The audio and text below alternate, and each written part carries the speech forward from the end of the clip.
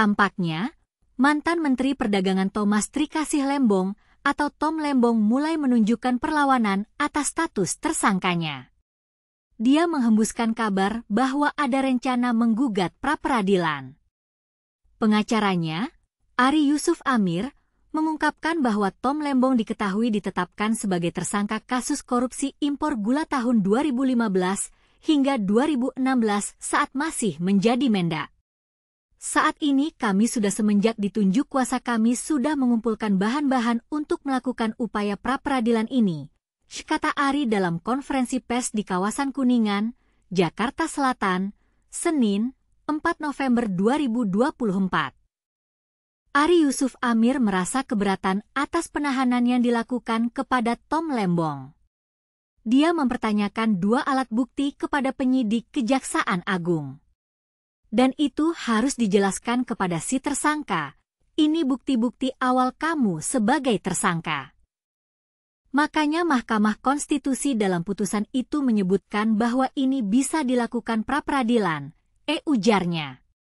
Selain itu, Yusuf menduga masih ada pihak lain yang terlibat dalam kasus ini.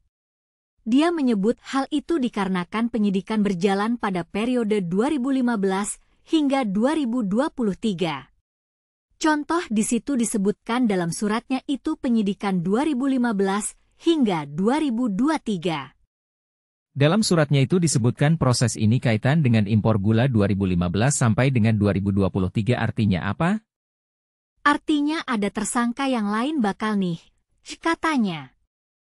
Kejagung telah memeriksa Tom Lembong Jumat lalu, usai ditetapkan sebagai tersangka. Kejagung mencecar Tom Lembong terkait kasus korupsi tersebut saat dirinya masih menjabat sebagai Menteri Perdagangan. Untuk Pak Tom Lembong kemarin hari Jumat telah dilakukan pemeriksaan dan yang bersangkutan kita mintai keterangan utamanya terkait tugas fungsi.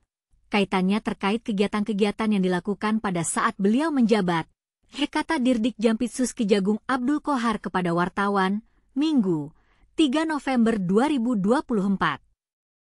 Abdul Qohar menyebut pihaknya membuka peluang untuk memeriksa kembali Tom Lembong jika masih diperlukan. Dia meminta semua pihak menghormati proses hukum yang berjalan. Kemudian apakah masih diperlukan keterangan lagi pada yang bersangkutan? Kita lihat urgensinya. Ketika penyidik masih membutuhkan keterangannya, maka kita akan undang. Begitu juga sebaliknya, bila penyidik menyatakan bahwa keterangan sudah cukup tentu tidak kami panggil lagi, kata dia. Tom Lembong diperiksa selama kurang lebih 10 jam. Dia diklarifikasi terkait surat kebijakan impor gula. Jadi, tadi masih ditunjukkan tentang surat-surat yang dibuat oleh Pak Tom, ya ada beberapa surat yang dibuat oleh Pak Tom, dan surat-surat yang masuk ke Pak Tom juga, dari PT PPI, surat yang dibuat Pak Tom ke BUMN, ujar pengacara Tom Lembong, Ari Yusuf Amir, kepada wartawan, Jumat, 1 November 2024. Ari menuturkan surat terkait kebijakan itu dikeluarkan Tom Lembong sesuai dengan prosedurnya. Termasuk dilaporkan secara berjenjang mulai dari Menko Perekonomian. Sudah diproses dari bawah, sehingga sampai ke beliau tinggal menyetujui menandatangani gitu. Dan itu pun surat tersebut semuanya itu sudah dilaporkan ke Menkonya dalam rapat-rapat koordinasi, gitu, ungkap dia. Jadi, semuanya prosesnya tidak ada yang salah, prosesnya sudah diikuti dengan benar, lanjut Ari. Lebih jauh, dia menyebut surat yang masuk ke kliennya saat menjabat sebagai Menteri Perdagangan 2015 hingga 2016 merupakan lanjutan dari menteri sebelumnya. Pak Tom itu, kan, menjabat lanjutan, kan, dari menteri sebelumnya. Nah, jadi mirever surat menteri sebelumnya, makanya Pak Tom tetap merapatkan dengan staf-stafnya yang tahu rencana awal dari menteri sebelumnya supaya kelanjutannya, ucap dia. Dan tentunya keinginan Pak Tom mengeluarkan kebijakan tentunya berdasarkan good governance. Artinya pemerintahan yang baik, administrasinya juga benar, sambungnya. Kasus dugaan korupsi dalam impor gula pada 2015 hingga 2016 ini baru menjerat 2 tersangka.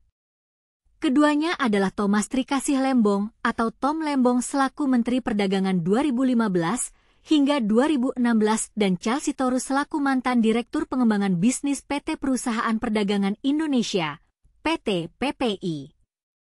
Dalam kasus ini ada beberapa istilah yang harus dipahami, yaitu gula kristal mentah, GKM, gula kristal rafinasi, GKR, dan gula kristal putih, GKP.